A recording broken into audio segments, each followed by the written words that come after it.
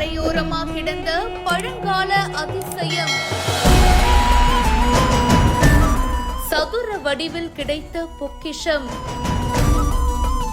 பரபரப்பான வீடியோ சமூக வலைதளங்களில் வைரல். கள்ளக்குறிச்சி மாவட்டம் சங்கராபுரம் பக்கத்துல மஞ்சப்புத்தூர் மணிமுத்தாரின் கரையோரமா பழங்கால கல்வெட்டு கிடந்திருக்கு.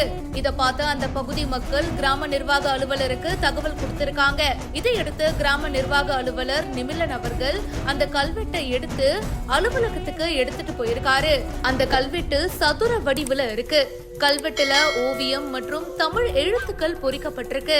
இந்த கல்வெட்டுகள் குறித்த முழு தகவல்களை அறிய அத கல்வெட்டு ஆய்வாளர்கள் கிட்ட வழங்கிட அதிகாரிகள் நடவடிக்கையும் எடுத்துட்டு வராங்க.